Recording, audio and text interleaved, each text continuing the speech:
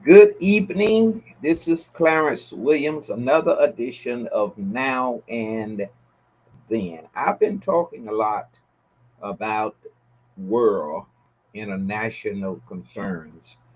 I want to bring you a serious concern that I view as a serious concern. I talked and started with the wall, World War II wall. After World War II, the United States really saw dominance. They had influence because of the democracy type of government in which we are subscribing to. Because of that, the world viewed the United States as a comfortable choice because we were not trying to take over other countries. In fact, we were preaching democracy, trying to get other countries to be more concerned about their citizens and have their citizens have some concern as to the governance of the countries. And so we were helping everyone. We were seen as a stable influence throughout the world. And because of that, we naturally had the largest market, economic market. Our GDP was larger than anyone, still is, even though we do not have the largest population. We Our military has always been superior to other countries.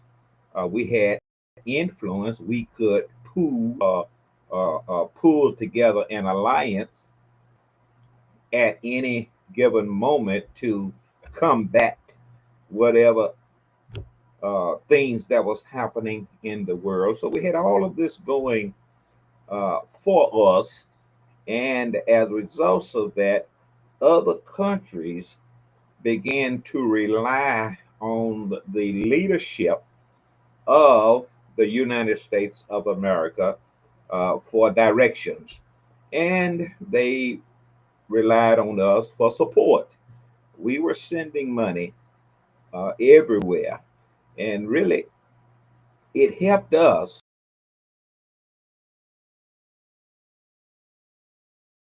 creating different military other countries, and that was as a deterrent to their enemies. They are people of another country that may wanted to come and attack them. They had the United States base right there in their country, so everything worked good. Uh, and then everyone was doing trade with everyone, and the world was working. Now there were problems, always has been problems, but now things have changed since Donald Trump became the 47th president of the United States of America. Things have changed, and that's what I'm talking about. Uh, Hegemony of countries that are now trying to be dominant. Hegemony is the process or the leadership of one country or a group of countries leading or controlling the whole world or controlling other countries that are subordinate to them or to it. And that's what Donald Trump is doing with the tariffs. Donald Trump wanted to create the United States as the country, hegemony, that would be controlling everything else. And he did that uh, because the United States is uh, larger as far as GDP is concerned.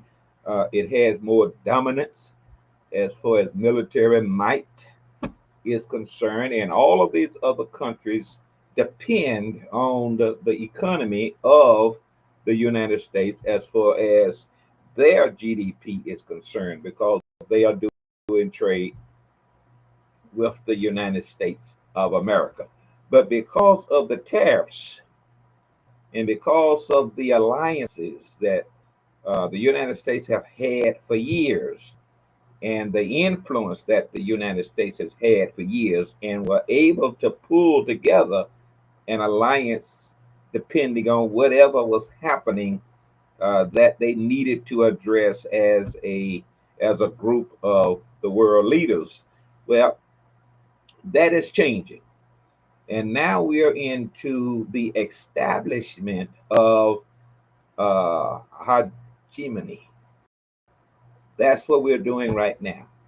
Donald Trump wants to be that leader that is pretty much controlling everything else. And there are countries that have proven themselves. The leaders have proven themselves not to really be strong, and they have their reasons. I mean, they are concerned about their country. They are concerned about their GDP, the stability of their country, and they see Donald Trump have them really, in a tough spot, and so they have to give in for a time to try to maneuver themselves.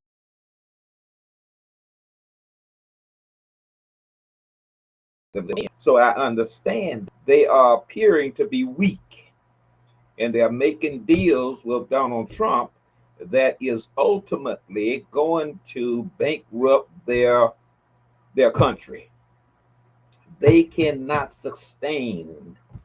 European Union cannot sustain the agreement, supposedly agreement that they have made with Donald Trump, and not any of the other countries can sustain their country's viability, their GDP, anything with the agreement that they have made. But they are trying to do something to try to get some time.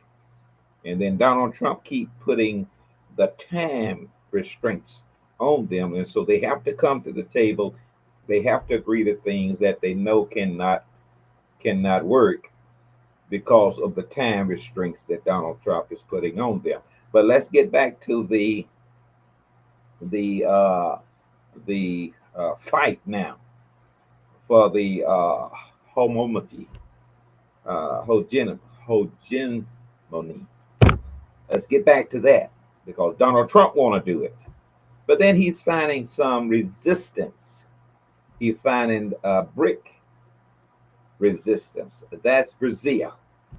Brazil, that brick stand. That's BRIC. BRIC. That's brick. And Donald Trump is very concerned about brick. Let me give you the makeup of brick. The B, that's Brazil. The R, that's Russia. I, that's India. And C, that's now. You should see now.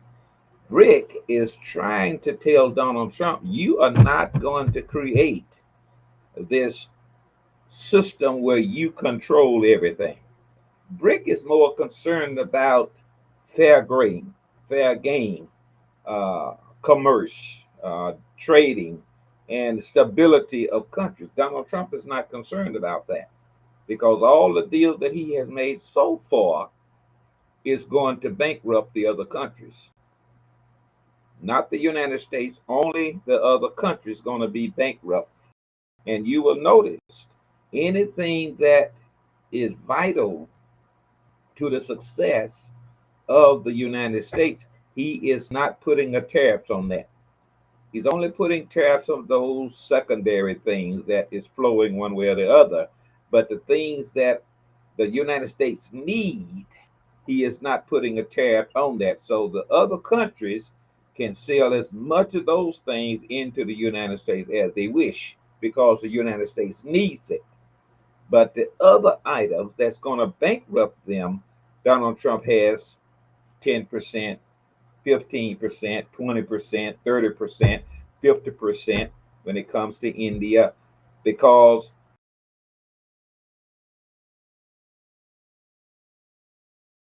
they have already, they're going to go not immediately, but they think they cannot sustain it. So BRIC, that's the Brazil, and Brazil right now is meeting with BRIC, and they're calling all the other, they're inviting other countries to come. South Africa as one to come and be a part, and South Africa is a part of BRIC. And then you have the SCO, the Shanghai Cooperation Organization. That's China. That's Ping. Now, if you know anything about history, you know that we've always had three that countries that have always been fighting for dominance. That's Russia, that's China, and the United States of America. Well, Russia can't really fight right now because Russia is just trying to hold on. Russia got into this thing with Ukraine, and so even before that Russia just trying to hold on, you know. So Russia's making the deal now with China, and China is buying all kind of oil. 2023, India bought more oil. For 2024, it is said that China now has surpassed India and still buying more oil from Russia. They are buying cheap oil from Russia. Why? Because Russia got into a fight with Ukraine, and then Donald Trump put more uh, burdens, threats against the European Union that was buying a whole lot of oil from Russia. And so they slowed down for buying that oil. And then uh, India made a deal with Russia to buy the oil cheaper. So India started buying oil. But then now China is buying that cheap oil also. And what are they doing? Listen what India is doing. India is buying crude oil from Russia, refining it, and then selling the refined oil that it got from Russia, the crude oil from Russia, goes into India, refines the oil, and then sends the refined oil and sells it to the European Union. Yeah, isn't that something? Yeah. Still doing it, but because of Donald Trump, India has to go around, and the United States has to go around, and China has to go around. And so everybody now is avoiding Donald Trump, even though he just came from Canada, which is another country, with the G7, and it was G8, but they kicked Russia out because he invaded.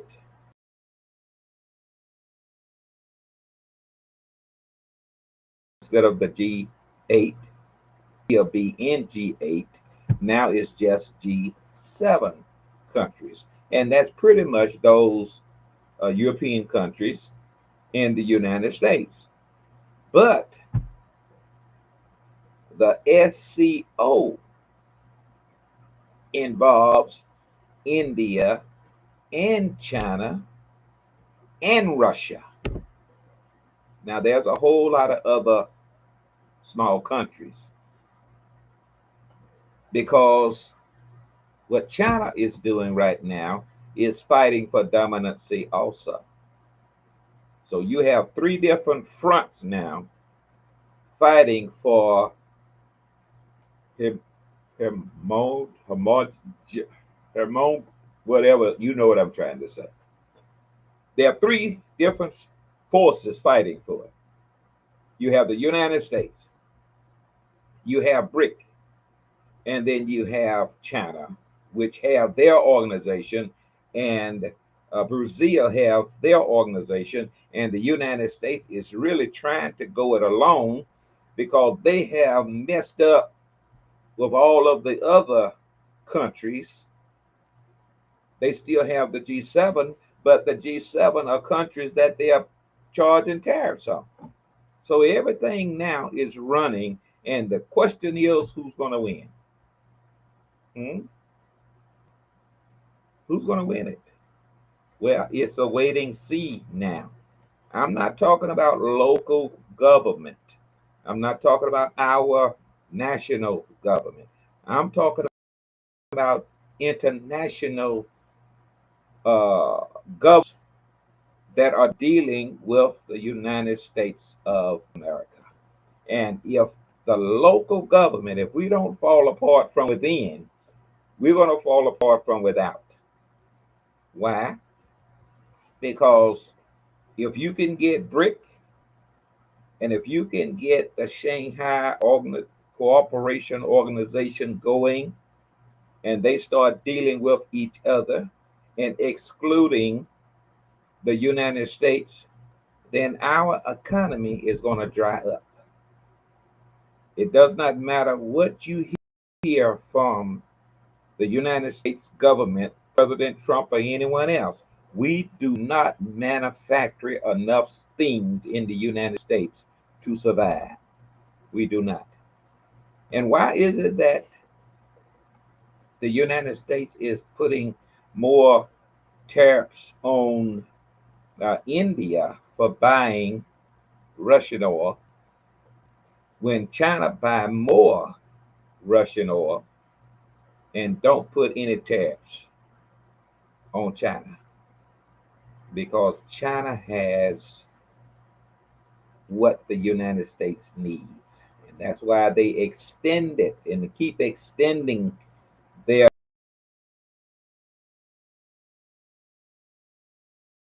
label, because they has the minerals that China has. That's why they did the same thing with Mexico, because they know they need something from Mexico. So you have Modi, which is India, telling the United States, I'm not going to stop purchasing Russian oil. You have China that is withholding vital minerals from the United States. And that's why Donald Trump said that he's going to put a 200% tariff on China. Now, wait a minute. What did he have? He had 145% tariffs on China, and he had to bag off of that. Now you think he's going to put a 200% tariff on China? That's not going to happen. And if that does happen, it's just going to further the podcast that I'm doing right now, because the United States need China. The United States need South America, North America. The United States need the European Union. It needs all of these countries. It needs India. It needs Russia. It needs Ukraine. If the United States, if people stop trading with the United States, we will go broke. It needs it. So, what are we going to do? We're going to wait and see. Yeah. Hegemony. Yeah. We're going to wait and see whether the United States is going to be done, which it's not, because you have too many now fighting against it. And the countries that are fighting against it are have a group that is just as powerful or more powerful as far as GDP is concerned than the United States. Independently, by themselves, they can't do it. But together, they can do it. With the European Union having 27 countries making up the European Union, they could have did it. But they did not stand together.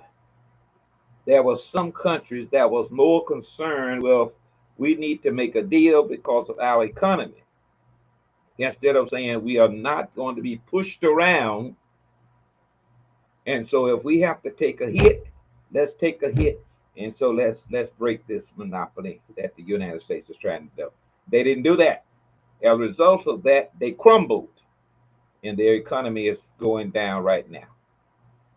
But India is not 27 different countries trying to make a decision. No, Modi has to make the decision by himself.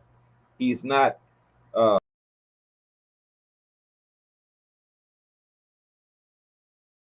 China is not countries. And then Brazil, which does little trade with the United States in the first place, 50% tariff don't mean nothing to them. And then they have all of these other countries that they are dealing with. So, hegemony, no, it's not going to work. But we're going to have to wait and see. I have my eyes on the prize. I'm gonna watch. I'm gonna see it, and I'm gonna see exactly what's gonna happen. Just I think it's about uh, this weekend. Uh, Ping is gonna have all these big countries over there, and they're gonna be talking. Guess who's excluded from that meeting? The United States.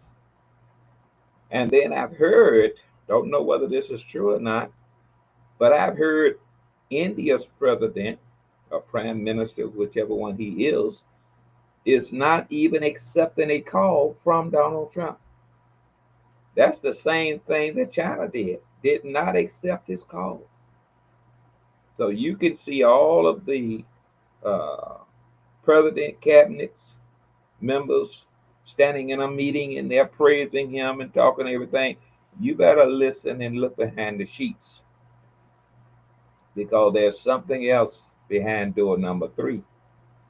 And if you don't wake up, you're going to get caught.